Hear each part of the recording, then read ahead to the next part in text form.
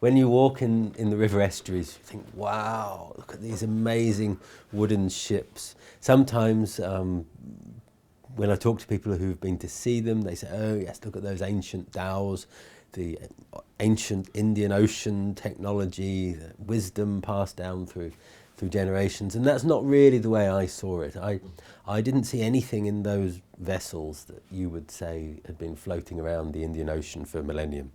They have massive diesel engines in the middle. They're designed around massive diesel engines. They have satellite. They have GPS.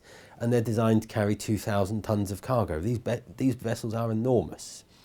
And there's nothing, you know, it's still quite quaint, but this is a business. It's a serious business that's about transporting cargo.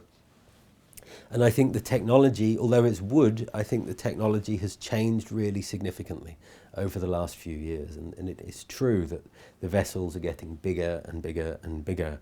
And when you see them in Dubai, because in Kutch they generally don't have much cargo, so they're sitting high in the water.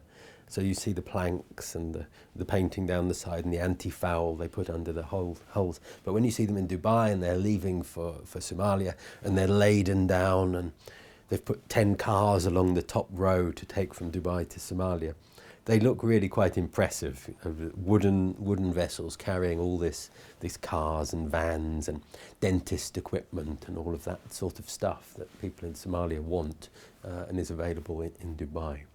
The oldest people I met at that time remember going to sea in boats and taking people to Zanzibar, to Kenya, in boats that had sails and navigated with waves, stars, those sorts of things. But those people in the 90s were then quite few and far between. And I vividly recall meeting somebody who had been a crew on one of those vessels when they had been taken by the Japanese, by the submarines in the Indian Ocean at that time, and taken to a prisoner of war camp in Singapore, I think it was. So that, in a way, I think that was the end of that era of traditional shipping, probably World War I, when people were still floating around looking at the stars and the wave patterns and things like that. It plays a really important part in the narrative stories of the Kutch district of Gujarat, the ways in which the story would go. There was an earthquake in 1819, the farming land dried up. We were successful farmers in the north of Kutch. Our land suddenly became infertile. We could, in order to save and protect ourselves, we moved to the coast. We started to trade, small first of all, but then gradually bigger and bigger.